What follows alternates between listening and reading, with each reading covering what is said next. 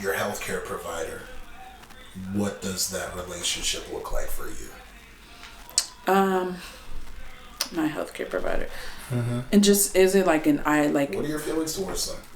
Well, hey, you guys could do better. Don't make me go on Yelp about you. Well, no, I've been lucky, very lucky, to have a healthcare provider that is understanding, that is very, I believe, committed to just helping people. And so they've thankfully been very helpful to me when I've gone through my ebbs and flows, because there have been times where I couldn't pay. There have been times where I could pay, but I couldn't pay as much as I was paying.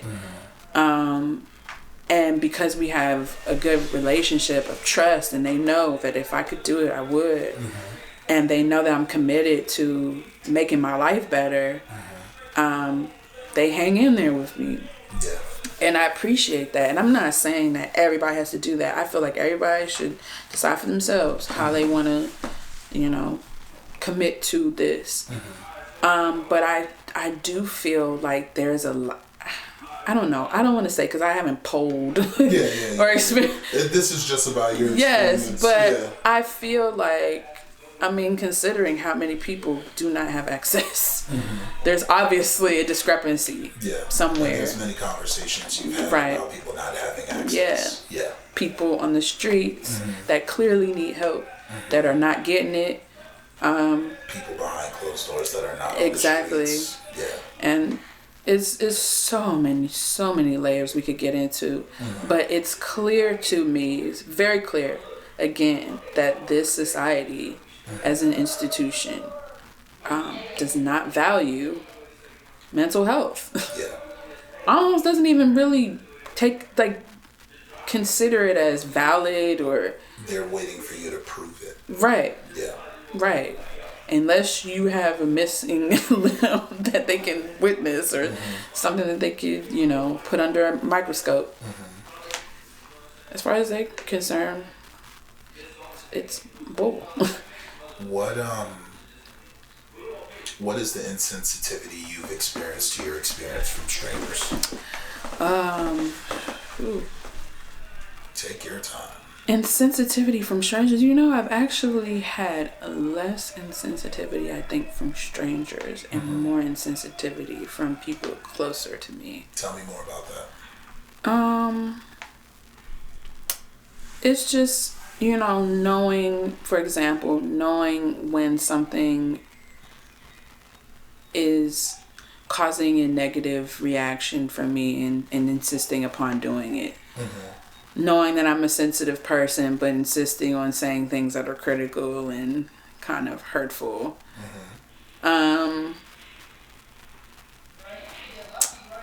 Just, I don't know, not really. I just feel like there's a lack of understanding of the nuances of what I was going through. Because I felt like, to be fair to them, I can see why. Because the way I was going was terrifying. And I don't think I was, to be honest, I don't think I was a very safe person to be around. And so I can understand why there was a lack of patience and some insensitivity, because I didn't really have that for them. Because I was stuck on trying to give it to myself. So that happens too. There's a lot of imbalance that comes with, dealing with relationships where mental health is involved.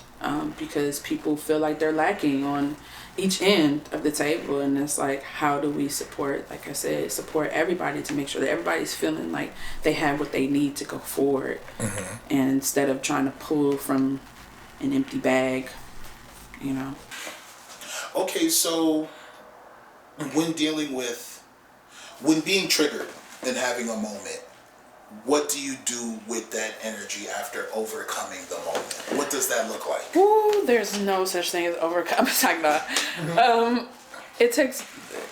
It's an interesting process. Because I am a ruminator, and that's something that's very characteristic of people who suffer from depression. And also, I think it's important that we make a distinction between major depressive disorder, bipolar disorder, and all such disorders, depressive disorders, and having depression. Because anybody can experience a bout of depression. But I think it's important that we recognize that depressive disorder and all the other mood disorders are actual conditions. Yeah. So I just wanted to make that distinction. But for me, triggers are sometimes hard because I have to go through several kind of processes of processing what the trigger is, because sometimes I don't even realize I'm triggered until I find myself, and I know we've probably all had this experience where somebody would say something to you and you don't even realize that it bothered you until about an hour later. You like, damn, I can't believe they actually said that. But for me, it's like I have to process that for so long. What's the moment of realizing that you're triggered like? It's like I notice I'm keep thinking about it.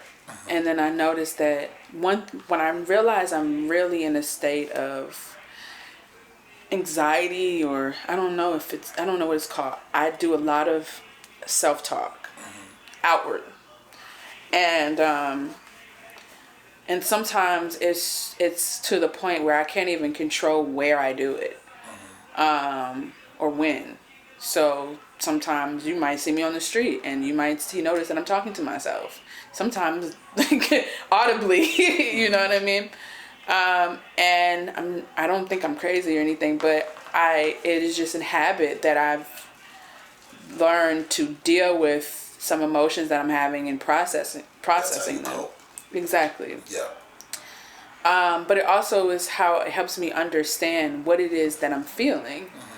Because sometimes I get triggered by something, I get mad about something, and I don't know why I'm mad, or I often question, should I be mad? And then I have to ask my friends, am I wrong for being mad? Is this... Am I tripping? Yeah, am I tripping? Right, he's like, am I tripping? And so it's cleaning a butter knife. Am I tripping? Just let me know. Yeah, because you don't want to confront somebody with something that is just really off. Or not theirs. It's yours, you know. What's that like? When you let's talk about what's that like. Let's take our time. Yeah. What's that like? It feels very difficult sometimes to discern when someone's actually hurt you or when you just feel hurt because of something that you're projecting from your past or whatever. What's the difference? I think the difference is kind of recognizing that take your time. It's interesting because it does kind of play with the concept of perspective, right? Because, for example, this person, for instance, somebody could say to me, okay, I'll give a life example that I've actually experienced. When I was growing up, I was called fat a lot.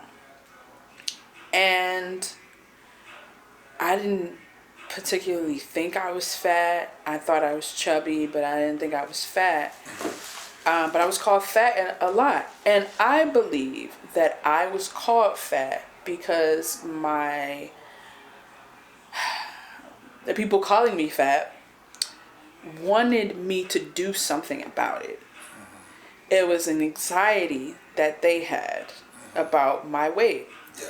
Now, granted, looking back, I will say my eating habits weren't well. My eating habits were just kind of impulsive, and maybe I had an addiction to food, and I feel like I do, to some degree. But instead of saying that, they just called me fat.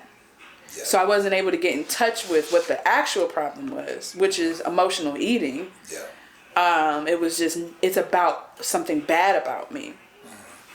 So I think if it's something that is not helping you, if it's not designed to help you, the words don't offer any service to you, then it's hurtful.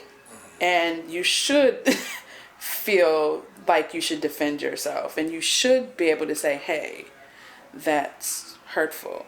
But here's the thing that my therapist taught me is that when you say, there's a difference between saying that hurt me or you hurt me. And when you say you hurt me, Yeah. it makes the person on the other end automatically feel defensive. Because what if that's not their intention? They didn't mean to hurt you. Now you're saying that I'm a hurtful person. Now you're judging my character by saying I hurt you as if I hurt you intentionally. So that person is now not able to access what is actually the thing that caused the hurt. They're only accessing, it was me, it's my fault, I'm wrong, I did something They're bad. not making space for empathy. Yes, Yeah. but they're also protecting themselves. So I think it's important that regardless of whether the hurt is coming from them or the hurt is something that you're projecting, it's important to just be able to say, ugh, that kind of hurt my feelings. That made me sad. Yeah. That, was a little frustrating. That, just to indicate that you had a response to it, whether they meant it or not. Yeah. You responded to it in a way that felt uncomfortable. And it's important to just have a space where we can just acknowledge that and then talk about it, put it on the table.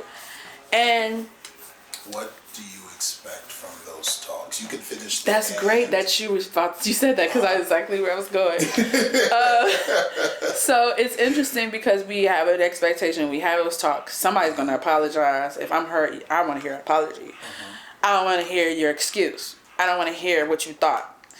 But for me, I do care about what you thought, because what you thought changes the way I have the experience. Because if I know what you're thinking, I know what the intention was, and I'm able to receive what you were trying to say versus what I felt you said. Yeah. Or what you did or whatever. And that changes the dynamic. But it's okay to apologize. Apologizing doesn't necessarily mean I'm a bad person. I've intentionally did something wrong. Yeah. It's just that if I were to get up and I'm about to say bye juice and I walk out and I accidentally knock over that camera, Yeah. I didn't mean to knock over the camera, but I just acknowledged that just my action knocked over the camera. And so I'm acknowledging to you that I care that I knocked the camera down. Yeah. It is important to me that I knocked it down, and I'm acknowledging that by saying I apologize for knocking down the camera. Just to recognize I'm sorry that happened, and that by happenstance I kind of caused it. So it wasn't on purpose. It wasn't Right. with intention of me. Right. Exactly. Yeah. Yeah.